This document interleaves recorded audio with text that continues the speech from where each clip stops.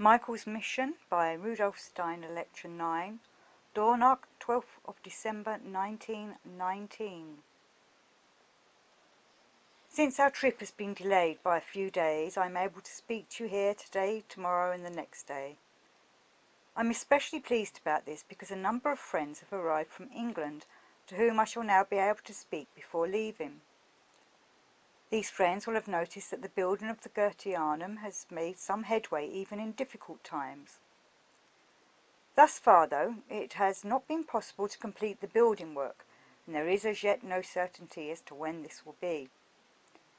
Nevertheless, what has been completed hitherto will show you what the spiritual background is out of which this building has grown, and how it is bound up with the spiritual movement represented here. So since it is possible to speak to a larger gathering of our English friends after quite a long interval, I'm sure you will agree with my basing our considerations today on the building itself. In the next 2 days it will then be possible, in connection with what can be said about the building itself, to add certain points which I feel sure it will be important to mention at the present time. Since at least the idea of our building is now becoming visible, anyone looking at it will notice the special way in which it is linked with our spiritual movement, while also gaining an impression, perhaps especially from this building, in the way it represents our spiritual movement as to what the nature of our movement is intended to be. Consider the situation of any sectarian movement, however widespread, finding it necessary to build a house like this for its gatherings. What would have brought this about?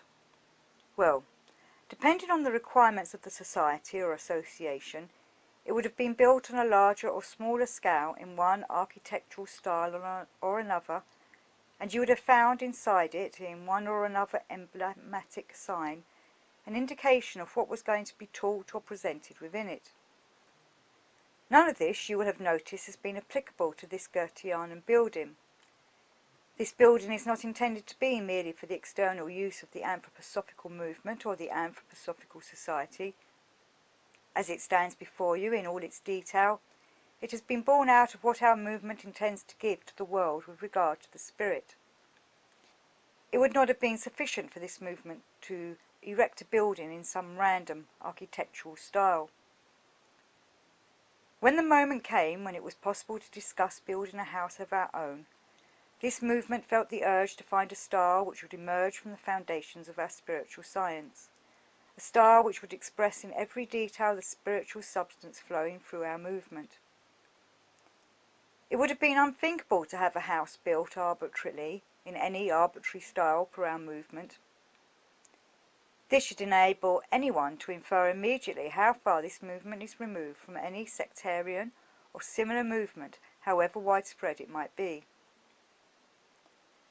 We needed not only to build a house, but also to find an architectural style which expressed in every detail all that is spoken by our anthroposophical spiritual science in every word and in every sentence.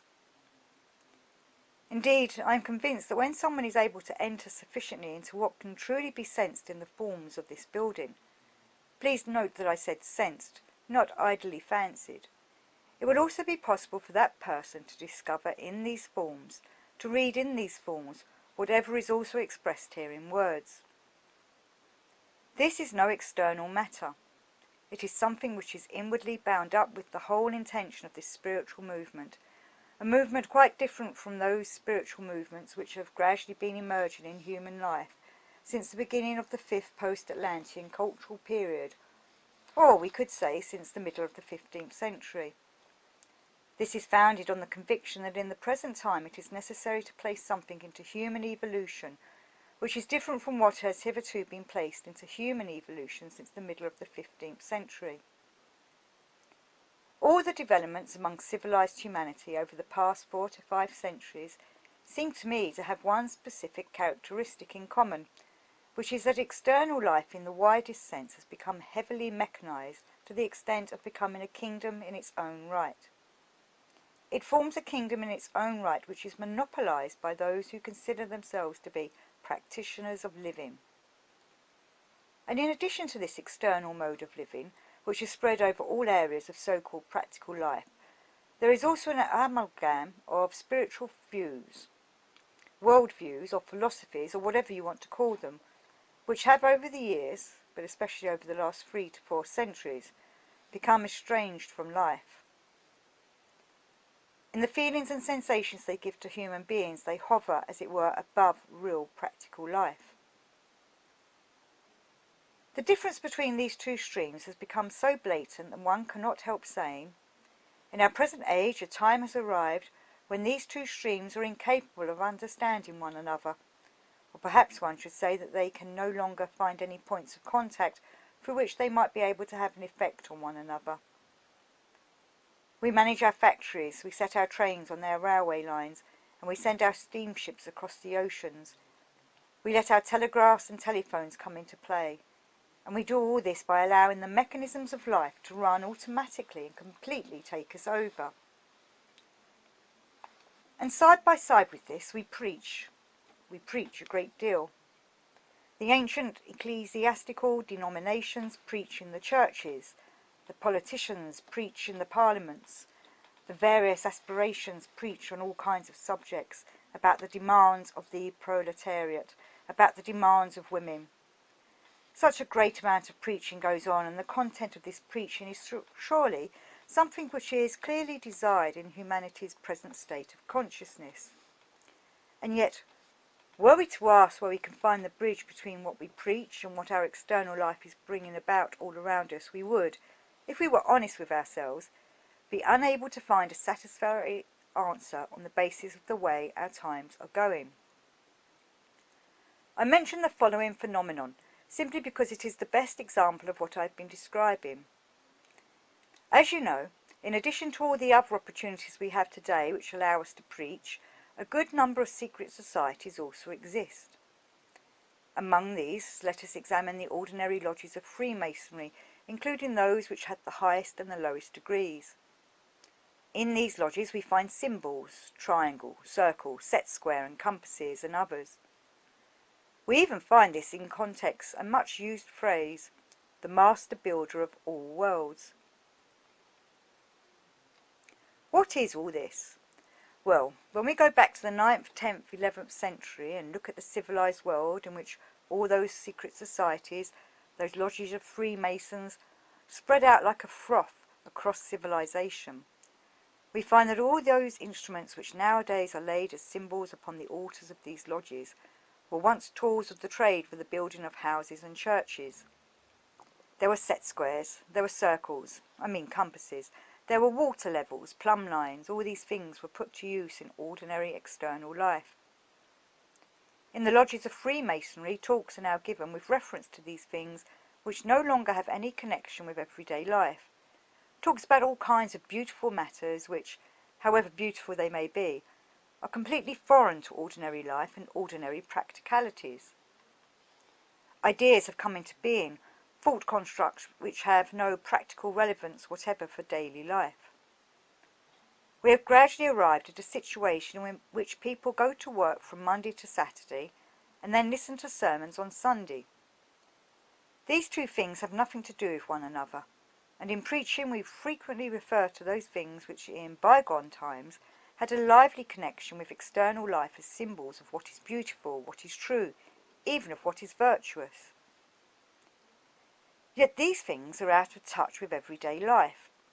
We have even come to believe that the more out of touch with everyday life our sermons are, the greater is their capacity to raise us up to spiritual heights. The everyday profane world has become something inferior.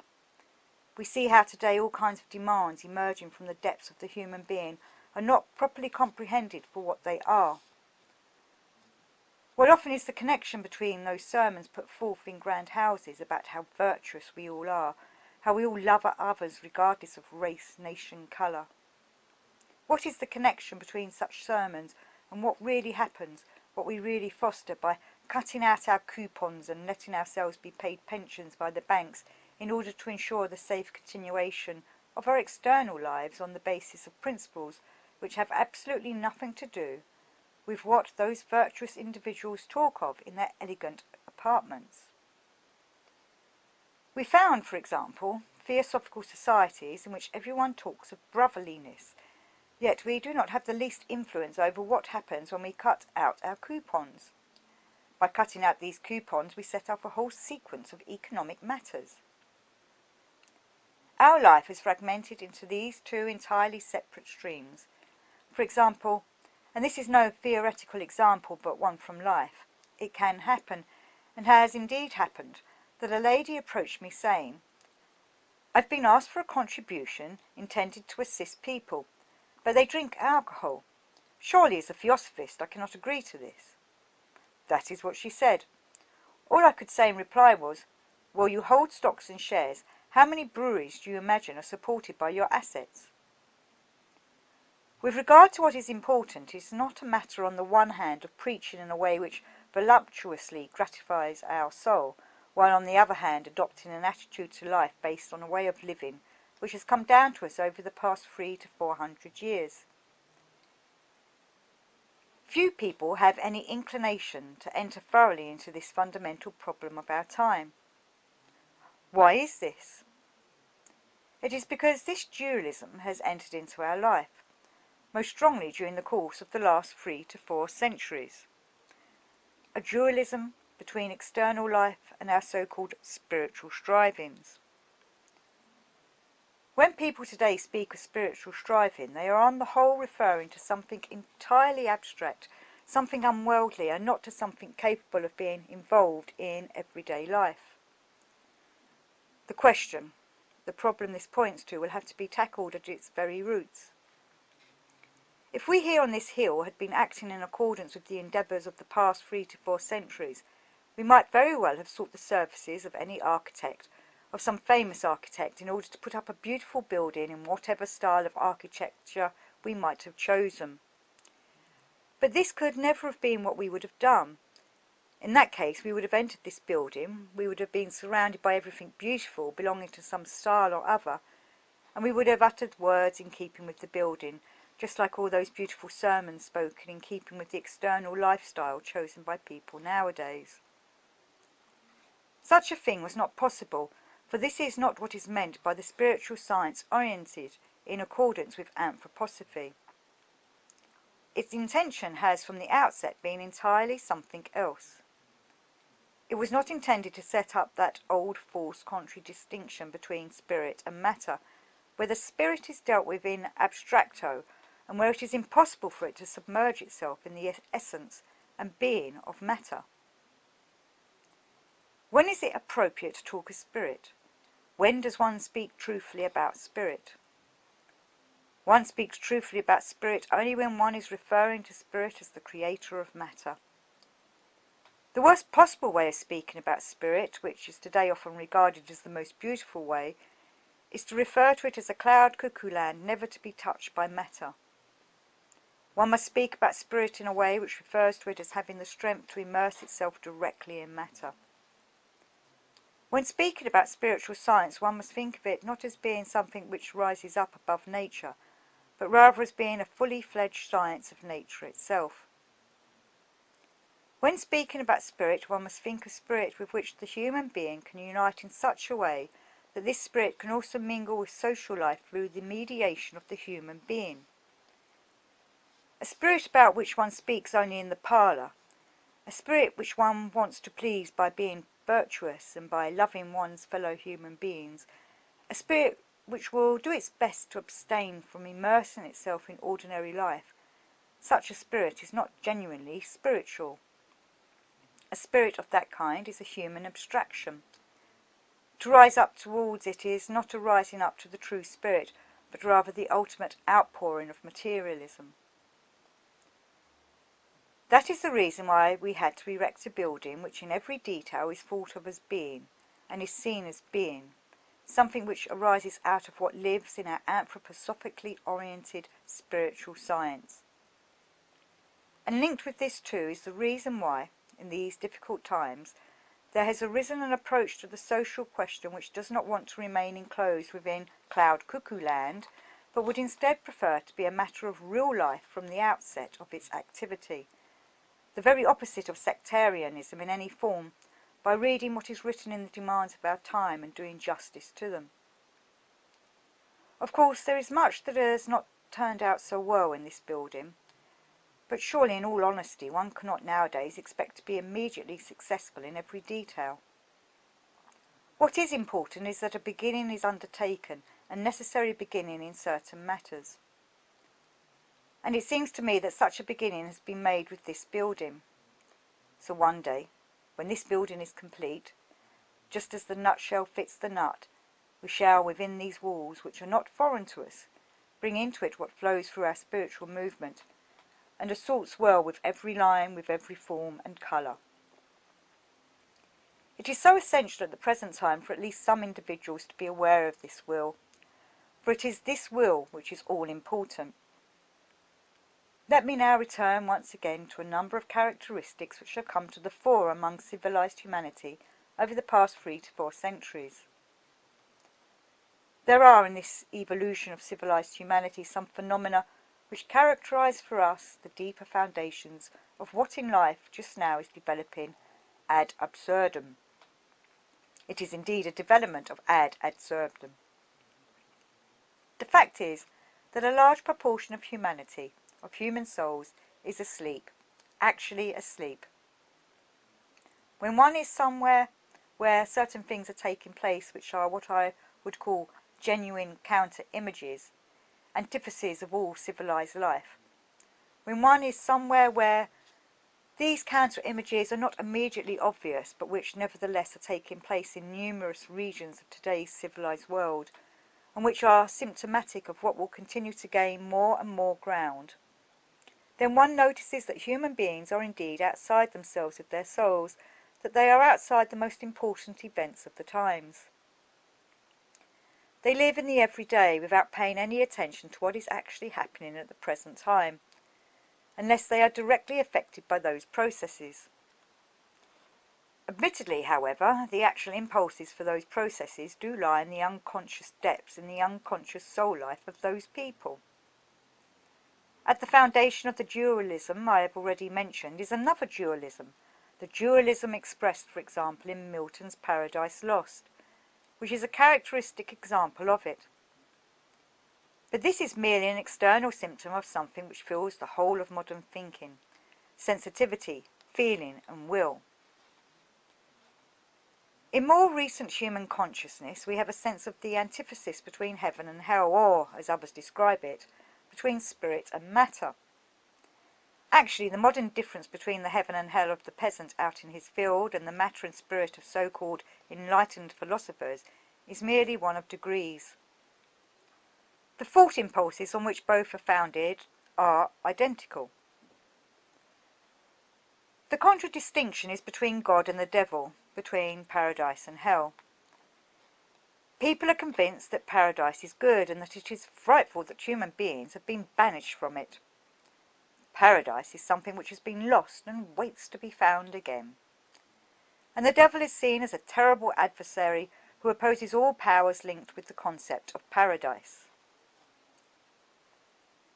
Those who have no understanding of the contradistinctions of soul, which hold sway even in the most superficial strands of our social differences, our social demands, cannot imagine the magnitude of this dualism between heaven and hell, or between that lost paradise and the earth. Speaking the truth nowadays often involves speaking in paradoxes. Indeed, to explain some things truthfully, one often sounds crazy to one's contemporaries. But as in the Pauline sense of human wisdom being foolishness before God, so might today's human wisdom or human madness also appear as madness to human beings of the future. Human beings have gradually dreamed their way into these contradistinctions between earth and paradise. They confuse paradise with what ought to be striven for, which is the divine in the human being. They do not realize that striving for paradise as they understand it would be just as bad for them as striving for the opposite. If one imagines the structure of the world in the way it is presented in Milton's Paradise Lost, then one is renaming a power which is inimical to humanity, if it is striven for in a one-sided way, as one which is divine and good. The result of this is to find oneself striving for something which is an opponent of what is good in the human being. Our protest against such a view will be shown in the sculpture which is to be set up in the eastern part of our building, a 9.5-metre group sculpted in wood, which will depict, as a replacement for the luciferic contradistinction between God and the devil, what must be the foundation of human consciousness in the future, the trinity of the luciferic, that which belongs to the Christ, and the Ahrimanic. Modern civilization is so little aware of this underlying secret that one must also say the following. For certain reasons which I may yet speak about here, we have named this building the Goetheanum because it accords with Goethe's views with regard to art and knowledge. However, it must also be said that the contradistinction between the powers of good and Mephistopheles, which Goethe has set up in his Faust, embodies the same error as that put forward in Milton's Paradise Lost. Goethe shows the good powers on the one hand and the bad power as Mephistopheles on the other. In his Mephistopheles, Goethe has confused higgledy-piggledy what is luciferic on the one hand with what is Ahrimanic on the other hand. As a result, for those who understand these things, Goethe's Mephistopheles figure represents a mixture of two spiritual individualities. We, though, must recognize that the true human being can only be depicted as an image of balance. When one endeavours, on the one hand, to rise up above one's head, as it were, into fantasy and ecstasy, into what is a false mysticism, into everything fantastical, that is the one power. The other power is the one which seeks, as it were, to drag the human being down into materialism, into what is prosaic and dry as dust. We understand the human being rightly only when we see him striving for balance between, on the one hand, the Ahrimanic, and on the other, the luciferic. The human being has the task of perpetually striving for balance between what wants to lead him upwards out of himself and what wants to lead him downwards out of himself. More recent spiritual civilization, however, has confused the fantastical nature of the luciferic with that which is divine. So now descriptions of paradise are in fact descriptions of the luciferic, and there is that dreadful confusion between what is luciferic and what is divine, because people do not realize that the most important task is to hold the balance between the two powers which seek to drag the human being in the one direction or in the other direction. What was necessary initially was to uncover this fact. If the human being is to strive towards something Christian, something which is nowadays often interpreted in rather odd ways, then he must realize that what he should be striving for is a balance between the luciferic and the Ahrimanic.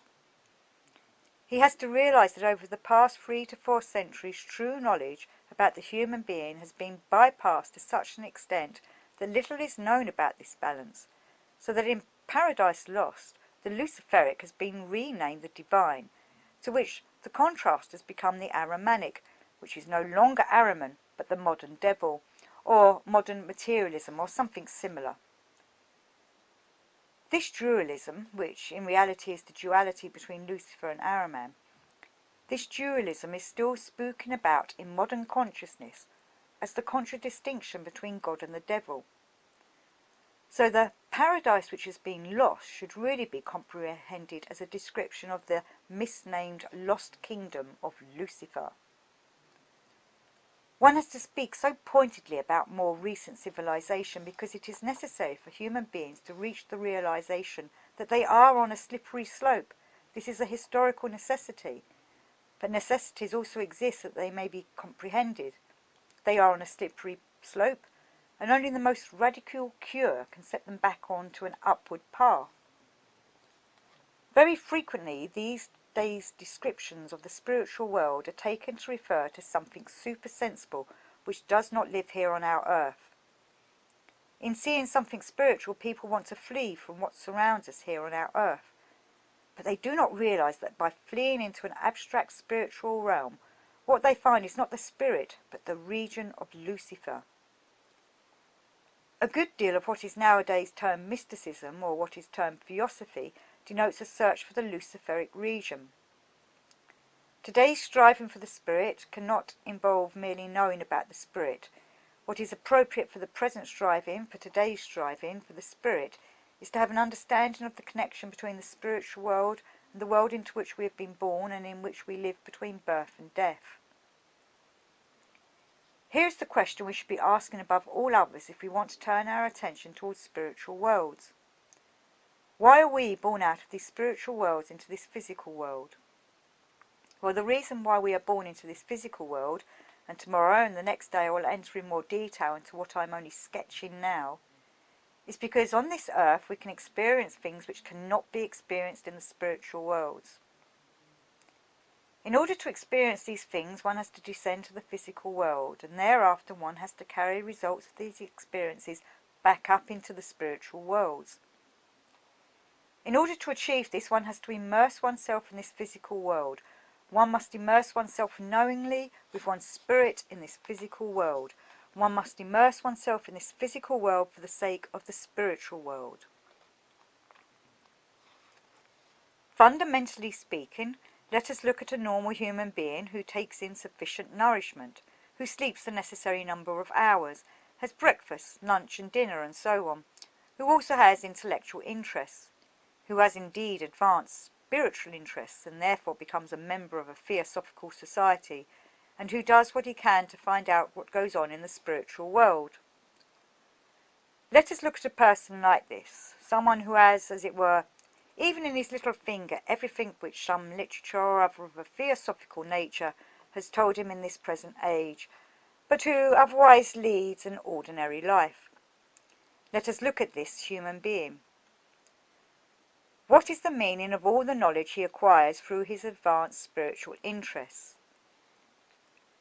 What it means to him is some inner pleasure of soul, some genuine luciferic enjoyment of a rather refined kind.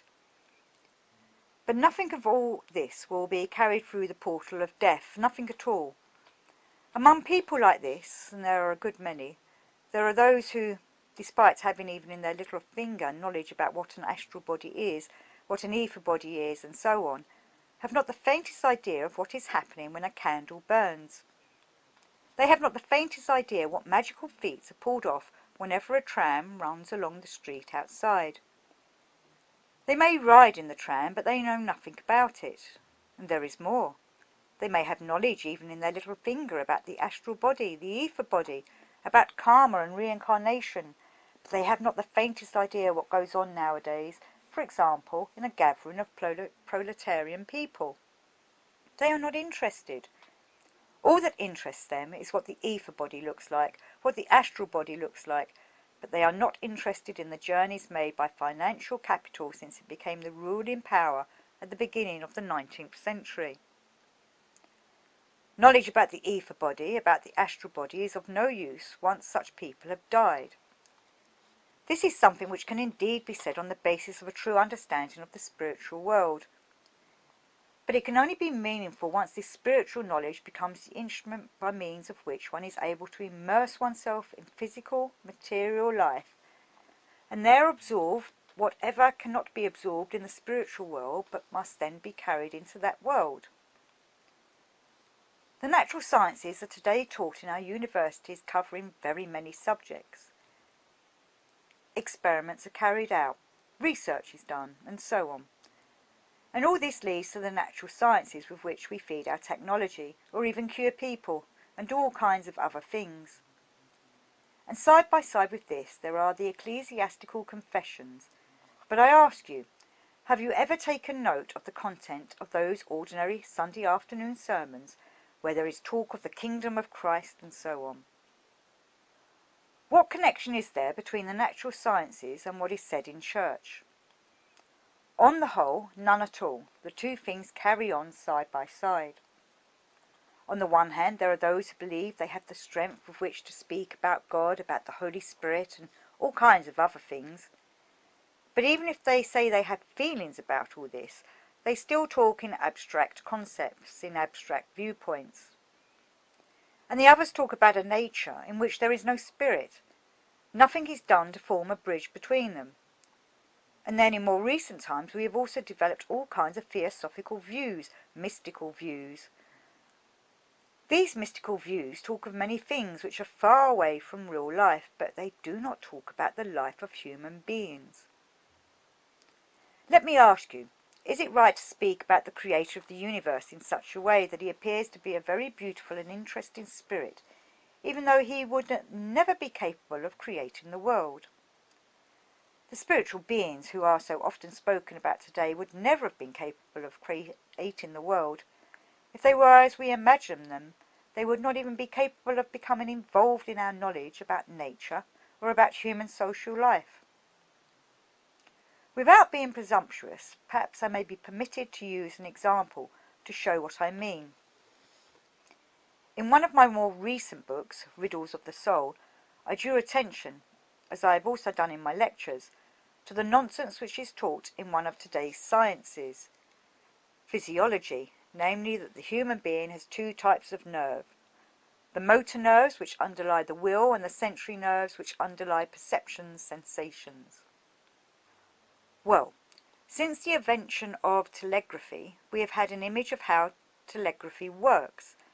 A nerve goes from the eye to the central organ, and then from the central organ to one limb or another. We see something, a limb, moving. The telegraph wire passes from this organ, from the eye to the central organ, and that activates the motor nerve so that the movement is carried out.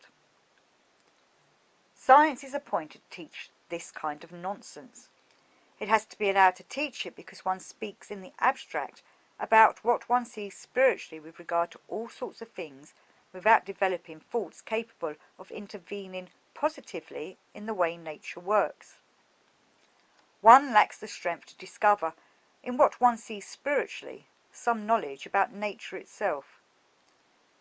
There is, namely, no difference between motor and sensory nerves. What we call will nerves are also sensory nerves. Their purpose is to enable us to perceive our own limbs when they are expected to make movements. The classic example of tabes dorsalis proves the opposite of what ought to be proven. I shall not enter into this any further here, as you do not have the necessary background knowledge, but I would certainly very much like to discuss this one day with people knowledgeable about physiology and biology.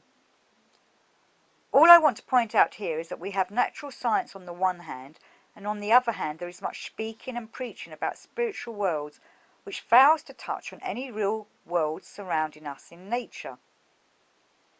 This is something we need, however. We need knowledge of the spirit which is at the same time strong enough to become a science of nature. But we shall only succeed in this if we take into account the will about which I wanted to speak to you today.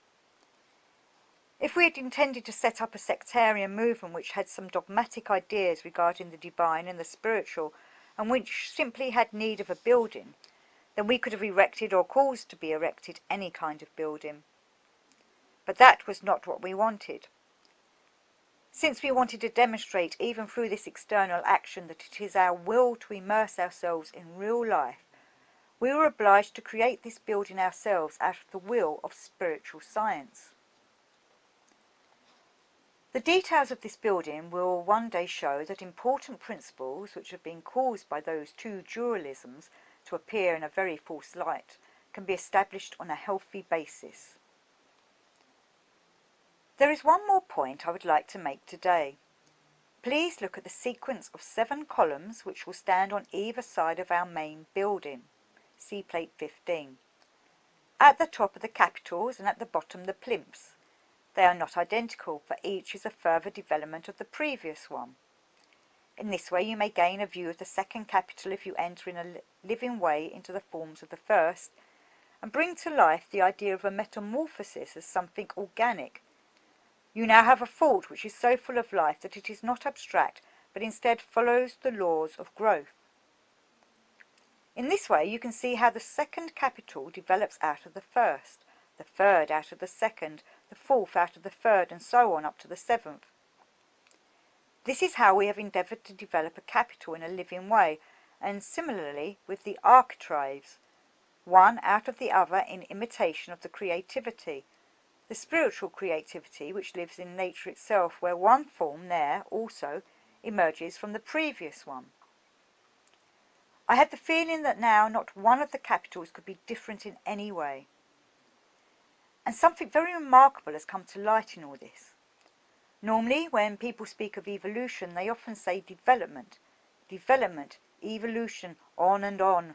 First the less complex, then the somewhat more complex, the somewhat more differentiated, and so on. The greater the perfection, the greater the complexity. But I found myself unable to put this into practice when I tried to let the 7 capitals metamorphose from one to the next. When I reached the 4th, I thought I would have to make the 5th even more perfect, even more complex. But since I was not following an abstract route, as would have been the case with Haeckel or Darwin, I had to make the next form evolve once again out of the previous one, just as in nature one form arises from another in accordance with the vital forces. So with the 5th capital, although its surfaces were more artistic than those of the 4th, the overall form became simpler rather than yet more complex, and the 6th became simpler still, and the 7th even more so. In this way I discovered that evolution is not a matter of becoming ever more and more differentiated, but rather of a rise to a climax, followed by a downward movement to something even more simple. See plate 15. This arose quite simply out of the work as it was being done. I was able to see that the principle of evolution, as it became manifest during the process of working artistically, was the same as the principle of evolution in nature. If you look at the human eye, you will see that it is certainly more perfect than the eyes of a good many animals, and yet the eyes of many animals are much more complicated than human eyes. They have inside them, for example, certain structures which are no longer present in human eyes, for human eyes have, as it were, once again become less complicated than many animal eyes. If we trace the evolution of the eye, we find, at first it is primitive, simple, then it becomes ever more complicated, then it becomes simpler again, and the most perfect is not the most complex. It is simpler than the middle stage. One was constrained to do the same in creating artistically what became an inner necessity. It was not a matter of aspiring to research something, it was a matter of aspiring to make contact with the forces of vitality. And here in our building the endeavour was to imbue the forms with the same forces as those which the spirit of nature had created as the foundation of nature. There was a search for a spirit which is creative and which lives in the productions of the world rather than merely in preaching. That is what is essential. It is also the reason why a good deal was rejected with regard to those who wanted to decorate our building with all kinds of symbols and such like. There is not a single symbol in this building. Everywhere there are forms taken from the creative activity of the spirit in nature. This in turn reveals the initial stage of a will which will have to find a way of continuing. What is to be hoped is that people will understand this view of the matter, that they would actually understand how access to the original sources of human intentions, of human creativity, is needed in all realms by more recent humanity. All kinds of demands are made on us today. All these demands are separate from one another. They derive from the various fields of life. So what we need is something which brings everything together. This cannot come from anything which merely floats about in the surroundings of external, visible existence, for everything visible is founded on something invisible, and this is what we have to grasp hold of today. Let me put it like this. We should listen carefully to what is going on today, and if we do, we will find that it is not at all absurd to notice that everything old is falling to pieces. So something must be set up to take its place. However, one needs a degree of courage in order to become acquainted with this thought, and this courage cannot be found in external life. It must be developed by an entirely inward effort. I should like to characterize this courage as follows. Today's sleeping souls would surely be delighted if someone were to turn up in one place or another with the ability to paint like Raphael or Leonardo. This would be quite understandable. But what we should have the courage to say today is that only those who have the right to admire Raphael and Leonardo, who know that today one cannot and one should not be creative in the way Raphael and Leonardo were in their time. Something quite prosaic can be said to illustrate this. Only someone has the right today to recognize the importance of the theorem of Pythagoras, who realizes that this Pythagorean theorem is not waiting to be discovered now. Everything has its own time, and matters must be grasped on the concrete basis of their own time. More is required of us today than might be expected for those who attach themselves to some sort of spiritual movement. Today we need to recognize that we must face up to a renewal within the evolution of humanity. It is easy to claim that we are living in a time of transition. Every age is a time of transition. What matters is to understand what it is that is undergoing the transition. I do not want to make that trivial claim that our time is a time of transition. What I do want to say is this. People keep claiming that neither nature nor life leap forward disjointedly. People are considered wise and clever when they state, sequential development, no leaping. Well, actually, nature does constantly move forward in leaps. Side by side, step by nature forms first the green leaf of the foliage, then remolds this into sepals, then into colourful petals, then into stamens and pistils. Nature makes leap after leap, each time shaping a form, and in wider life there is one turnaround after another. In the life of a human being, new circumstances arise at the change of teeth, and yet others at puberty. And if our powers of observation were less crude than they are today, one would also observe the beginning of a third phase around the 20th year, and later yet again as life proceeds. History, too, is an organism in which such leaps take place, yet we now pass them by unnoticed. People are entirely unaware of the significant leap which occurred around the turn of the 14th to the 15th century, or rather in the middle of the 15th century. Yet what was initiated at that time wants to reach its fulfillment now in the middle of our century. And it is definitely not a matter of idle fantasy, but rather a statement of the exact truth when one points out that events which have moved human beings so greatly, and which have recently reached such a culmination, are tending towards something which can truly be observed to be a preparation for what is going to erupt into human evolution during the middle part of this century. These are the things of which one must be aware if one does not intend to set up arbitrary ideals for human evolution, but strives to discover spiritual science together with the creative forces of the world, so that these can then also enter into life.